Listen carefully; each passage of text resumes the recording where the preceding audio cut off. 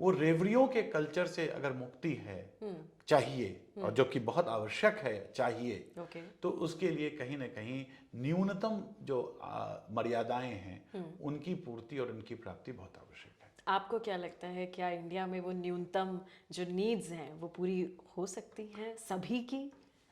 क्यों नहीं हो सकती हैं, परंतु अगर हम ये मान के चलें कि हम सब समान हैं, तो फिर समानों पर समान का शासन कैसे हो? How would equals rule over the equals is the question. Yes. And that is where democracy becomes very important. England और अमेरिका ने अपने सभी लोगों को इतने सालों के लोकतंत्र होने के बाद भी सार्वजनिक वयस्क मताधिकार लगभग जाकर 20वीं सदी में लगभग 200 सालों के बाद दिया। हम शुरुआत ही वयस्क मताधिकार, सार्वजनिक वयस्क मताधिकार से कर रहे हैं।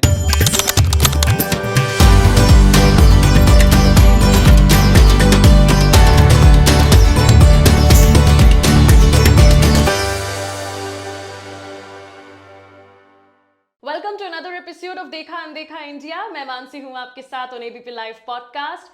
इलेक्शंस आने वाले हैं और इससे पहले कि आप वोट करने जाएं, ये पॉडकास्ट देखना आपके लिए बेहद जरूरी है। मेरे साथ यहाँ पर बातचीत करने के लिए दिल्ली यूनिवर्सिटी से पॉल साइंस के जानकार चंद्रचूड़ जी यहाँ पर मौजूद हैं। Welcome to ABP live podcast sir, and thank you so much for taking out time from your busy life कि आप आए हैं यहाँ पर हमें बताने के लिए कि इंडिया में इलेक्शंस की आखिर शुरुआत हुई कैसे। क्योंकि अब हमें बहुत इजी लगता है वोट देना, बट ये बहुत ही मुश्किल सफर रहा होगा कि लोगों को वोट, इलेक्शन, चुनाव ऐसे शब्दों का मीनिंग समझाना, मतलब समझाना, इसकी पावर समझाना। और आज हम इसको बदलते हुए कैसे देख रहे हैं, इन सब पर आपसे हम डिटेल में बात करेंगे। शुरुआत करते हैं थोड़ा सा इतिहास के पन्नों में जाकर। आपसे जानेंगे कि इलेक्शन, ये वर्ड जो है, चुनाव, ये जो वर्ड है, ये सबसे पहले लोगों को कब समझाया गया? भारत का वो पहला इलेक्शन कौन सा था? देखिए मानसी जी, बात ये है कि भारत विश्व का सबसे बड़ा लोकतंत्र है, और लोकतांत्रिक व्यवस्था जो होती है उसमें जो निर्वाचन की व्यवस्था है, जिसको चुनाव कहते हैं, इलेक्शंस कहते हैं, वो उसकी आत्मा मानी जाती है जी। और मैं आऊँगा आपके प्रश्न पर। मैं आपको ये बताऊं कि ये चुनाव होता क्यों आवश्यक है। इसका एक मूल्यात्मक, अगर हम समझें इसको मूल्यात्मक रूप में, तो अगर देखिए आधुनिकता और समानता दोनों एक दूसरे के पर्यायवाची हैं। मध्य युग में या उससे अगर पहले देखें तो लोग समान नहीं माने जाते थे। अगर राजा है, इक्वालिटी तो, नहीं था, तो राजा है तो प्रजा है, राजा उच्च है प्रजा निम्न है, तो राजा की बातों को प्रजा को मानना पड़ेगा। परंतु अगर हम ये मान के चलें कि हम सब समान हैं, तो फिर समानों पर समान का शासन कैसे हो? How would equals rule over the equals is the question. And that is where democracy becomes very important. क्योंकि शायद लोकतांत्रिक व्यवस्था और उसमें निर्वाचन की जो व्यवस्था है, इलेक्टोरल सिस्टम जो है, वही एक तरीका है जो इस बात को स्थापित कर सके कि हम समान हो और फिर भी अपना व्यवस्थापन हम कर सकें। तो that is where the significance of election lies. और इसलिए हम कहते हैं कि लोकतंत्र बिना निर्वाचन के अधूरा है। और वो लोकतंत्र क्या, जिसमें निर्वाचन न हो और निर्वाचन के साथ चॉइस न हो। क्योंकि निर्वाचन की व्यवस्था गैर लोकतांत्रिक सिस्टम में भी हो सकती है, परंतु चॉइस होना बहुत जरूरी है। इसलिए बहुदलीय व्यवस्था, कम से कम मोर देन 2 पार्टीज, ये सब बहुत इंपॉर्टेंट होता है।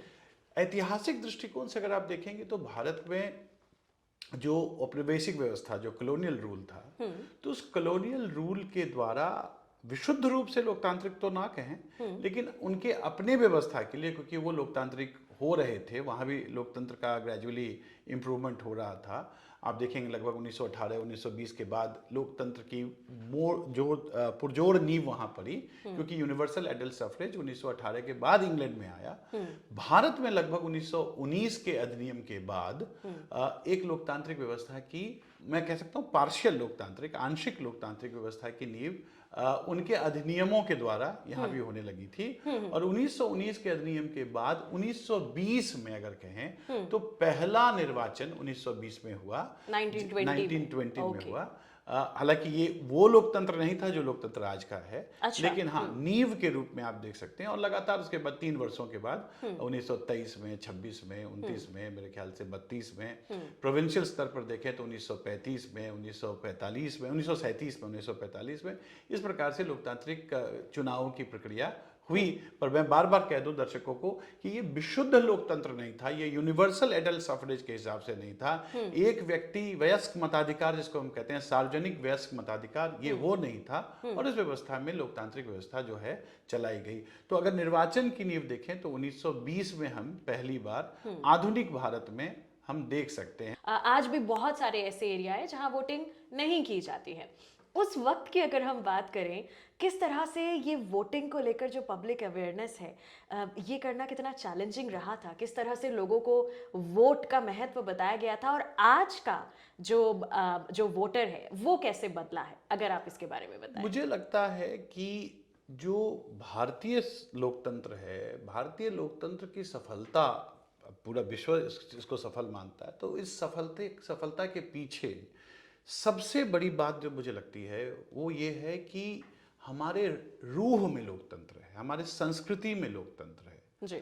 नहीं तो अगर आप देखेंगे, मतलब खास करके जो क्लासिक वर्क्स हैं रिप्रेजेंटेटिव गवर्नमेंट पे, उनमें जो पूर्व शर्त कही जाती हैं लोकतंत्र के लिए क्या क्या चाहिए, शायद उस हिसाब से जाए, हम क्लासिकल टेक्स्ट बुक स्टाइल में जाएं तो शायद हमारे पास वो शायद नहीं है। लेकिन उसके बावजूद अगर आप देखें तो वेस्टर्न डेमोक्रेसीज की तुलना में हमारे यहाँ जागरूकता, हमारे यहाँ लोगों में अपने वोट के प्रति लगाव और वोट की शक्ति का जो अनुमान हमारे यहाँ है, वो शायद विश्व में आपको कहीं नहीं मिलेगा।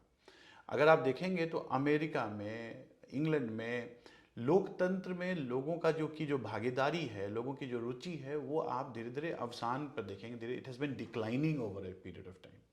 Whereas हमारे यहाँ नेशनल एवरेज अगर देखें तो नेशनल एवरेज देखें तो अगर पहले चुनाव की बात करें 1951-52 में जो चुनाव हुआ, उसमें देखें तो लगभग 45% के आसपास लोगों का ये था, मतलब पब्लिक पार्टिसिपेशन था।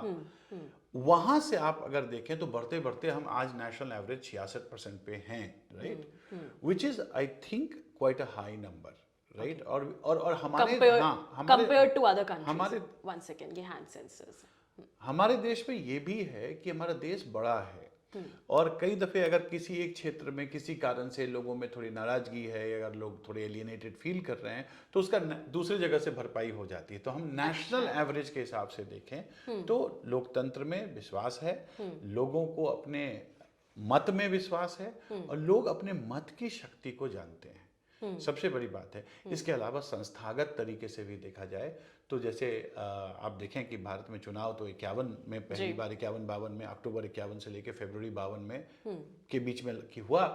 उससे पहले चुनाव आयोग की स्थापना हुई 25 जनवरी को 1950 को, और 25 जनवरी को हम नेशनल वोटर्स डे मानते हैं, राइट। और इसलिए इलेक्शन कमीशन जो है उस दिन और खास करके पूरे साल तक, वर्ष तक एक अवेयरनेस कैंपेन चलाता है, ब्रांड एम्बेसडर्स बनाते हैं। मैं अभी कुछ दिन पहले किसी से मिला तो उन्होंने मैंने उनसे पूछा कि क्या करते हो, यंग लड़का था, उसने कहा जी मैं इलेक्शन कमीशन के साथ काम करता हूँ। क्या करते हो?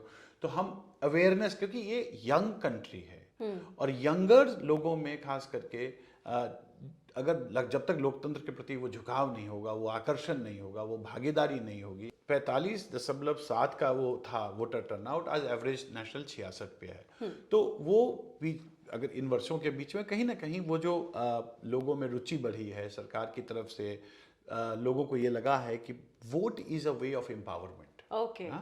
तो वो कोई भी व्यक्ति चाहेगा कि उसकी मर्यादा बढ़े, कोई भी व्यक्ति चाहता है कि उसमें वो उसकी जो एबिलिटीज हैं या वो एक अच्छा जीवन जी सके। तो वोट वो माध्यम है जिससे कि उसका एक से होता है जी। और ये बात लोगों के मानस में है, लोगों की समझ में है, उनके अंतःकरण तक विद्यमान है। तो मुझे लगता है इसीलिए भारत में जो लोकतंत्र की प्रक्रिया है वो सफल है और सुदृढ़ होती चली जा रही है। ओके, यानी कि ये जो सवाल मैं आपसे पूछने वाली थी कि कब ये 100% के नियर पहुंचेगी या ज्यादा हो जाएगी, ऐसा हम नहीं कह सकते बिकॉज ऑलरेडी इट्स इम्प्रूविंग। 100% तो देखिए एक आदर्श होगा, 100% का तो मैं अनुमान लगाना मेरे लिए ठीक नहीं होगा कब हो जाएगा। लेकिन हाँ ये है कि अगर आप जो व्यवस्थाएं देखते हैं उन व्यवस्थाओं में हम बहुत आगे हैं।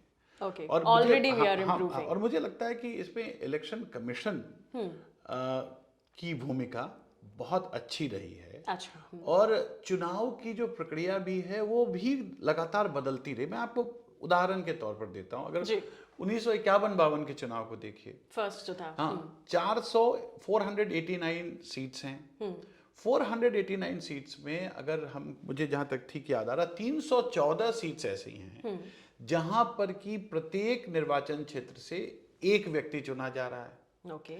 लगभग 86 सीट्स ऐसी हैं जहां से कि 2 व्यक्ति चुने जा रहे हैं। जी। एक सीट ऐसा भी है जहां से 3 व्यक्ति चुने जा रहे हैं। हाँ। तो आप सोचिए कि ये आरंभिक चुनाव की बात हम कर रहे हैं, वो ठीक है क्योंकि उसमें हमें कई लोगों को प्रतिनिधित्व देना था। हम जानते थे कि इंग्लैंड और अमेरिका ने अपने सभी लोगों को इतने सालों के लोकतंत्र होने के बाद भी सार्वजनिक वयस्क मताधिकार लगभग जाकर 20वीं सदी में लगभग 200 सालों के बाद दिया। हम शुरुआत ही वयस्क मताधिकार, सार्वजनिक वयस्क मताधिकार से कर रहे हैं। और ये कोशिश है कि समाज के प्रत्येक भाग का प्रतिनिधित्व हो। देखिए उसी का एक आयाम है कि अभी अगला जो चुनाव होगा, इस लोकसभा के बाद का जो लोकसभा होगा, उस लोकसभा में महिलाओं का प्रतिनिधित्व विशेष रूप से होगा। तो इसका मतलब है कि society has its own pace of development. एक दिन अचानक तो आमूलचूल परिवर्तन होता नहीं है। एक ग्रेजुअलिज्म, जो क्रमिकता होती है, धीरे धीरे सोसाइटी, समाज का जो प्रकृति हो उद्भवकारी होती है, उद्भव में समय लगता है। तो आप अगर देखेंगे तो पहले चुनाव से लेकर आज तक ये ठीक है कि महिलाओं का प्रतिनिधित्व उस रूप में नहीं रहा है, लेकिन अगर पहले चुनाव की प्रक्रिया को तुलनात्मक दृष्टि से अभी चुनाव से देखेंगे तो आज हम बहुत आगे हैं कंपैरेटिव स्केल पे। हाँ, so we may not have reached the ideal.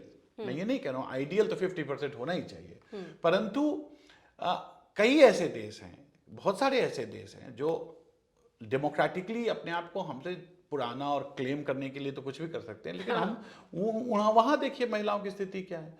तो वो तो एक मानसिकता का प्रश्न है। लेकिन जहां तक अपने संस्थाओं का प्रश्न है, अपने प्रतिनिधित्व का प्रश्न है, जो वल्नरेबल सेक्शंस हैं उनके प्रतिनिधित्व, लोकतंत्र अगर एम्पावरमेंट है तो सबसे ज्यादा एम्पावरमेंट तो उसी सेक्शन को चाहिए। तो वो सेक्शन के लिए मैंने आपको बताया ना, if it came to that, तो हमने ऐसे कॉन्स्टिट्यूएंसी 86 थे, बाद में 1960 में सबको हटा दिया गया और सब बराबर हो गए। तो ऐसे कॉन्स्टिट्यूएंसीज में जाके शेड्यूल्ड कास्ट, शेड्यूल्ड ट्राइब के साथ एक जनरल रिप्रेजेंटेशन हो, वो भी प्रावधान भी था हमारे। पहले ही चुनाव में आप देखें तो लगभग 53 राजनीतिक दल थे। पहले चुनाव में देखें तो लगभग 2000 से ज्यादा कैंडिडेट थे। पहले चुनाव में देखें तो लगभग 500 से ज्यादा इंडिपेंडेंट कैंडिडेट थे। राइट। तो 16,000 से ज्यादा लोगों ने उसको ऑफिशियल्स थे। राइट। तो 2 लाख के आसपास पोलिंग बूथ का इंतजाम किया गया था। 68 फेज में चुनाव वो हुआ था जी। आज वहां से हम बढ़ते बढ़ते बढ़ते चीजों को हम मेन स्ट्रीम कर रहे हैं, चीजों को हम बेहतर कर रहे हैं, चुनाव के सुधार हो रहे हैं क्रमिकता के ऊपर। में 21 साल एक समय में उम्र होता था चुनाव में भागीदारी लेने का, अब 18 है। एक समय था जब लोग सोचते थे कि आपको पता होगा, लोग चुनाव के समय डरते थे, जिनकी ड्यूटी लग जाती थी या जिनको चुनाव देना में वोट करने के लिए भी लोग डर के मारे नहीं जाते थे। 1957 में पहली बार जो बूथ कैप्चरिंग की घटना थी वो औपचारिक रूप से दर्ज कराई गई थी 57 के चुनाव में। और मैं बता दूं, कहते हैं कि ये मेरे जिस प्रदेश से मैं आता हूँ वहां से इसकी, और उसी अगर आप वो वाक्या बताएं सर। मैं उस जिले से ही आता हूँ। हाँ जी। तो मटिहानी एक कॉन्स्टिट्यूएंसी है बेगूसराय क्षेत्र में। हाँ। और 1957 में पहला जो बूथ कैप्चर हुआ था, कहते हैं कि औपचारिक रूप से वो वहीं हुआ था। हो सकता है उसके पहले कहीं हुआ होगा, पर वो औपचारिक रूप से दर्ज नहीं है। हाँ। और वहां से लेके चुनाव की हिंसा, एक चुनाव होना और चुनाव का हिंसा होना, मैं जब बिहार में मैं छोटा ही था तो टीएन सेशन का तो नाम हो ही चुका था। हाँ। और उसके बाद एक जेके राव साहब होते थे। हाँ। तो वो हेलीकॉप्टर से घूमते थे और नीचे चुनाव पर पर्यवेक्षण तब होते थे। हाँ। तो वो भी दौर हम लोगों ने अपने आप को बढ़ते हुए देखा। और आज ये दौर है कि आप चुनाव सुधार के कई कानून आ गए, कितना पैसा खर्च कर सकते हैं वो आ गया। आप चुनाव के क्षेत्र में जहाँ बूथ है वहाँ पर हथियारबंद आप जा ही नहीं सकते, पैरामिलिट्री फोर्सेस की नियुक्ति होती है। अभी और भी सुधार बाकी हैं, ये भी मैं आपको बता रहा हूँ, बहुत सारी सुधार बाकी। अब देखिए कहाँ तो बूथ मैनेजमेंट, बूथ कब्जा कर लिया जाता था, फिर वहां से ईवीएम आया, फिर ईवीएम से भी मन नहीं भरा तो वीवीपैट आ गया। तो वो उधर एक वो भी होता चला जा रहा है। तो इसलिए भारत में चुनाव अब तो रिमोट वोटिंग पर भी बात चल रही है, थर्ड जेंडर वोटिंग है। So you'll see that over a period of time, the electoral system has strengthened, evolving. It is evolving towards strengthening itself. Yes. और जैसे जैसे इलेक्टोरल सिस्टम स्ट्रेंथन होता जाएगा, वैसे वैसे लोगों में जो विश्वास है, we are always on the move, है ना। राज्य का चुनाव होता रहता है। अब ये भी बात आ रही है कि वन नेशन वन इलेक्शन होना चाहिए या नहीं होना चाहिए। अब इस पर लोगों की राय अलग अलग है, लेकिन इलेक्टोरल मैकेनिज्म जो है ना, ये एक डायनेमिक प्रोसेस है। और यही वो चीज है, मैं हमेशा कहता हूँ, देखिए मैं दर्शन का भी छात्र रहा हूँ और पढ़ाता भी हूँ। तो एक टॉकविल, एक बहुत बड़े एलेक्स डी टॉकविल एक बहुत बड़े फ्रेंच एरिस्टोक्रेट थे, अमेरिका में गए और अमेरिका में उन्होंने किताब भी लिखी, डेमोक्रेसी इन अमेरिका। तो उन्होंने एक जगह लिखा है कि the march of or towards equality is unstoppable, to stop it will be to stop the will of God. ये भगवान की मर्जी को रोकना होगा अगर हम समानता, हर एक जनरेशन एक पिछले जनरेशन से ज्यादा समान होता है, और समानता की तरफ ये बढ़ती जाती है। जैसे जैसे हम और समान होते जाएंगे, लोकतंत्र और बढ़ता जाएगा। इसलिए बहुत आवश्यक है कि समान के कहने का मतलब है ऐसी समानता कि सबके पास कम से कम न्यूनतम अवेलेबल हो, बेसिक मिनिमम सबके पास अवेलेबल हो। तभी उस लोकतंत्र में मत का जो अधिकार है और मत का जो महत्व है वो व्यवहारिक रूप से सफल हो पाएगा। क्योंकि भूखे पेट तो होए ना भजन गोपाला। तो अगर कोई एक व्यक्ति भूखा है तो क्या तो मत करेगा और क्या तो वो मतदान करेगा, और उसके मतदान से क्या हो सकता है आप समझ सकते हैं। क्यों उसको उस पर कितनी प्रेशर होगी, कितना उसको प्रेशराइज किया सकता है। कई दफ़े मत खरीदे जा सकते हैं, रोके जा सकते हैं। तो इसलिए लोकतंत्र के लिए बहुत आवश्यक है कि समानता, not in sense of everybody having the same, but at least जो आधारभूत आवश्यकताएं हैं वो अगर पूरी हो जाएं तो then we can have an ideal election. Of course we will have an ideal system, and then we'll also have a system in which people will really say, नहीं तो आप जानते हैं लोकतंत्र में क्या वो बातें हैं जो लोकतंत्र को कमजोर भी करती नहीं करती। यहीं पर ये सवाल पूछना बेहद सही होगा आपसे कि वादे तो बहुत होते हैं, हर पार्टी भी करती है। लोग जो वोट करते हैं, किसी को वोट करने से पहले वो क्या बातें हैं, बेसिक बातें जो एक वोटर को ध्यान में रखना चाहिए, जो इंडिया में आज वोटर ध्यान में रखता है, बट आइडियली होना क्या चाहिए? देखिए ये सवाल वही है कि मेरा चॉइस और मेरा वोट है ना। कई दफे आप देखिए, मैं इसको ऐसे कहता हूं कि अगर आप बाजार जाते हैं और बाजार में दुकानदार हैं, दुकानें हैं, तो आप किस दुकान में जाएंगे, ये प्रश्न है। Lot of people have talked about it, right. तो आप जाहिर तौर पर जिस दुकान में जाएंगे सामान खरीदने के लिए वो आपकी अभिरुचि पर डिपेंड करता है। हो सकता है कि लाइटिंग व्यवस्था बेहतर हो तो आप चले जाएं, हो सकता है कि जो सेल्समैन या सेल्स गर्ल हो वो आकर्षित करता हो तो आप उसमें चले जाएं, हो सकता है कहीं डिस्काउंट ज़्यादा दे रहा हो तो आप उसमें चले जाएं। तो ये आपकी अभिरुचि पर, हो सकता है आपके पसंद का ब्रांड वहाँ मिल रहा हो तो आप चले जाएं।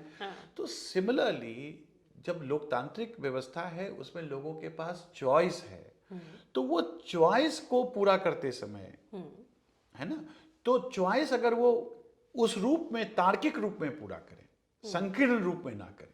अच्छा, तो संकीर्णताओं से ऊपर उठने के लिए कि मैं अपनी जाति में के कारण ही मत दूं, ये जरूरी नहीं। मैं इसलिए मत दूं कि मेरे किसी ने मुझे कहा है, मैं किसी दबाव में मत दे दूं, या मैं मत इसलिए दूं क्योंकि मैं डर रहा हूं, हैं, या मैं मत इसलिए दूं क्योंकि ये मेरा जानकारी से मुझे ये मदद मिल सकता है। ये संकीर्ण आधार है। मतदान हमेशा करना चाहिए समाज और देश की सोच पे, ओके, हाँ, ये लेकिन ये मैंने कहा ये आदर्श है। ये आदर्श हाँ, है, पर जो और होता है जो वो होता है वो व्यक्तिक आधार पर होता है, क्योंकि आप व्यक्ति को जब चयन का अधिकार देंगे तो a thinking man is always a rational person. A rational person will always think in terms of the self first. Yes exactly. तो इसीलिए मैंने कहा ना कि अब जैसे मान लीजिए मैं और आप मतदान करने जाएं, तो मेरा यकीन है कि हमें जो राशि, जिस राशि से वोट जनरली खरीदी जा सकती है, उस राशि पर हम अपना वोट नहीं बेचेंगे, क्योंकि we are empowered people, we know that कि this is not what is to be done. So therefore that is why I am saying कि जो बेसिक मिनिमम है वो वो होना बहुत जरूरी है। तभी आप देखेंगे कि जात पात, क्षेत्र, एथनिसिटी, ये सब हमारे पहचान के मार्कर हैं। हम इसको भूल तो नहीं सकते, मैं नहीं कहता हूं कि इसको भूला जा सकता है, लेकिन अगर इसके बियॉन्ड हम देश हित में, समाज हित में, राष्ट्र हित में हमें अगर लगना पड़ेगा, तो कहीं ना कहीं ये जरूरी है कि वो मिनिमम आधार पूरा कर दिया जाए, ताकि फिर वो रेवड़ियों का जो कल्चर हमारे प्रधानमंत्री कहते हैं, वो रेवड़ियों के कल्चर से अगर मुक्ति है, चाहिए, और जो कि बहुत आवश्यक है, चाहिए, तो उसके लिए कहीं ना कहीं न्यूनतम जो मर्यादाएं हैं उनकी पूर्ति और उनकी प्राप्ति बहुत आवश्यक है। आपको क्या लगता है, क्या इंडिया में वो न्यूनतम जो नीड्स हैं वो पूरी हो सकती हैं सभी की? क्यों नहीं हो सकती हैं? क्यों नहीं हो सकती हैं? अगर आप देखें कि जो देश में 1951 में चुनाव हुए हैं, तो उस हिसाब से आज हम 70-75 साल ही तो आगे बढ़े हैं, है ना? अगर आप कंपैरेटिव रूप से देखिए, ग्लोरियस रेवोल्यूशन को देखिए। ग्लोरियस रेवोल्यूशन 1688 में इंग्लैंड में हुआ, जिसको हम मदर ऑफ डेमोक्रेसी कहते हैं सपोजिटली। मैं तो नहीं मानता, मैं तो अपने देश को मानता हूं कि हमारा लोकतंत्र जो है, हम जननी हैं। लेकिन प्रोसीजरल रूप में अगर मान भी लें और फॉर्मल रूप में कि 1688 गौरवशाली क्रांति से पार्लियामेंट्री डेमोक्रेसी, पार्लियामेंट्री संसदीय लोकतंत्र वहां से मान लेते हैं, लोकतंत्र नहीं, संसदीय लोकतंत्र, तो जो इक्वालिटी है और नागरिकता का जो आधार है, 1688 से आप चलते रहिए तो 17वीं सदी या ये कहेंगे 18वीं सदी में सिविक इक्वालिटी, 19वीं सदी में पॉलिटिकल इक्वालिटी, और 20वीं सदी में सामाजिक समानता जिसको कहते हैं, जो वेलफेयरिज्म आया इंग्लैंड में, उसके बाद ही लोकतंत्र वहां भी पुनः ठीक रूप से स्थापित हो सका। तो लगभग 300 वर्ष उनको भी लगे हैं। Okay, 300 years. So if you look at the glorious revolution laying the foundation of a parliamentary democracy in England, then it's, that is in theory. In practice, the transformation of a parliamentary democracy in its real way happened only in the 20th century. Right, theory बहुत पहले दी हुई थी, theory मतलब practical application आप क्या उस समय 1688 के बाद चुनाव होने लग गए?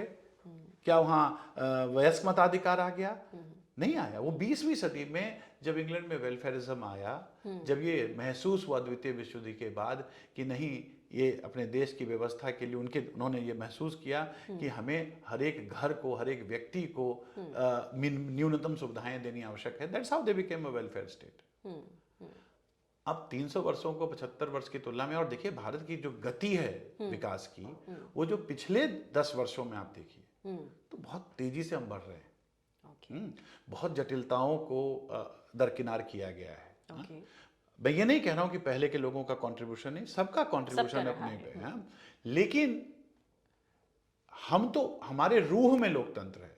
उनकी प्रक्रियाओं में लोकतंत्र आया होगा, हमारे रूह में है। तो हमारे रूह में, हमारे आत्मा में अगर लोकतंत्र है, तो हम उसका जो प्रक्रिया है वो बहुत कम समय में आप देखेंगे ये हो जाएगा, हो गया है, और जो बचा है वो हो जाएगा, मुझे तो ये लगता है।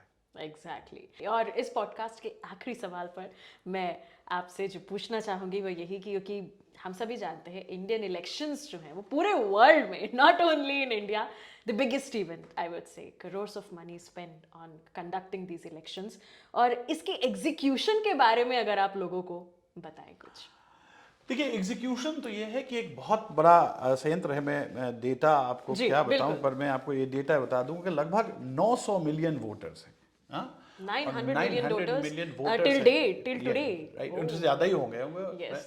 और ये देखिए, अगर इसको देखें तो यूएस और ईयू इन दोनों की, यूरोपियन यूनियन और अमेरिका की आबादी वोटर्स की जोड़ देंगे तो भी हम उससे ज्यादा है। अरे वाह। तो इतना बड़ा Largest democracy. लार्जेस्ट डेमोक्रेसी वो हो गया। एक तो ये Yes. दूसरा आप देखिए, लगभग 11 मिलियन लोग सिक्योरिटी फोर्सेस और इलेक्टोरल ऑफिशियल्स को जोड़ दें तो इतने लोगों की तो सिर्फ ड्यूटी हो जाती है इस चुनाव में। हाँ? जितने करोड़ों रुपए की बात आपने की वो तो है ही है। और सबसे ज्यादा तो ये है कि मैंने आपको बताया था ना, लगभग 2 लाख पोलिंग स्टेशंस थे 1951 में। आज 1 मिलियन 10 लाख से ज्यादा पोलिंग स्टेशंस किए जाते हैं, इलेक्टोरल रोल होता है, एक पूरा बकायदा संयंत्र जो है 24/7 काम करता रहता है। मीडिया की टीम होती है। हाँ? जब ये भी एक बात है, एक समय होता था जहां जब आप हिंसा और की बात कर रही थी, डर की बात कर रही थी, उस समय मीडिया का इतना बड़ा प्रादुर्भाव भी नहीं था। आज लोकल मीडिया होता है। कई दफ़े आप आपके टीवी स्टूडियो में भी बैठ के हम लोग जब बात कर रहे होते हैं, एग्जिट पोल, ओपिनियन पोल, इसकी बात कर रहे होते हैं, तो आप देखेंगे कई लोग कहते हैं कि अच्छा ये सब तो ठीक है, ये तो नेशनल मीडिया है, बट स्थानीय मीडिया भी है। Exactly. आज सोशल मीडिया का जो प्रादुर्भाव है, खास करके आजकल तो हर कोई सिटीजन ही अपने आप में सिटीजन जर्नलिज्म है। सिटीजन जर्नलिज्म है। हाँ? Yes. तो इतना बड़ा प्रादुर्भाव आज सोशल मीडिया का है कि डेटा तो अभी मेरे पास याद नहीं है, पर भारत में जो सोशल मीडिया प्लेटफॉर्म्स की का जो उपयोग हो रहा है वो काफी बढ़ता चला जा रहा है। हाँ? मोबाइल का जो पेनिट्रेशन लेवल है वो बाकी ज्यादा है, स्मार्टफोन का पेनिट्रेशन बढ़ता जा रहा है। तो ऐसी स्थिति में तो हर एक छोटी घटना पर नजर रखी जाती है। Exactly. और इसलिए आप देखेंगे, जो मैंने कहा ना कि हिंसा का में कमी आ गई और Decline सेफ्टी हो की रहा तरफ हम बढ़ते जा रहे हैं, अकाउंटेबिलिटी भी बढ़ती चली जा रही है, क्योंकि हर एक वोटर अपना अधिकार बेहतर जानता है और सजगता आती जा रही है। तो ये मुझे लगता है इसके नेगेटिव भी आप गिना सकती हैं कि लोगों के माइंडसेट को कैप्चर करना आसान हो गया है। लोग जो हैं वो डॉक्टर्ड वीडियो से भी अपना मत बदल लेते हैं। कई जगह जिसको पोस्ट ट्रूथ सोसाइटी कहते हैं कि इतना इंफॉर्मेशन है कि इंफॉर्मेशन का ओवरलोड होता चला जा रहा है। ये बातें मैं मानने के लिए तैयार हूँ, और ये बिल्कुल एकेडमिक डिबेट्स में भी और पॉलिटिकल डिबेट्स में भी ये होता है। परंतु इन सबों के बावजूद आप ये देखिए कि लोकतंत्र जो है उसमें आस्था बढ़ती जा रही है। आस्था बढ़ती जा रही है। आप ये देखेंगे कि हमारा पार्लियामेंट्री सिस्टम है, पर पार्लियामेंट्री सिस्टम में भी नेतृत्व के प्रति एक जो आकर्षण है, क्योंकि ये प्रेसिडेंशियल सिस्टम का एक सिस्टम होता है। समय कम है, मैं कितनी चर्चा करूंगा, लेकिन ये है कि एक जन नेतृत्व, जननायक, इस प्रकार की जो बातें आ रही हैं, ये जो उभर के सामने आ रहा है, तो ये सब कहीं ना कहीं जो व्यवस्थाएं बदल रही हैं, या जो भारत में जिस प्रकार से विकास होता चला जा रहा है, इंटरनेट पेनिट्रेशन बढ़ता चला जा रहा है, मीडिया का प्रादुर्भाव बहुत ज़्यादा है, मेन स्ट्रीम मीडिया है, सोशल मीडिया है, लोकल स्थानीय मीडिया है, प्रिंट मीडिया है, डिजिटल मीडिया हम बात कर रहे हैं।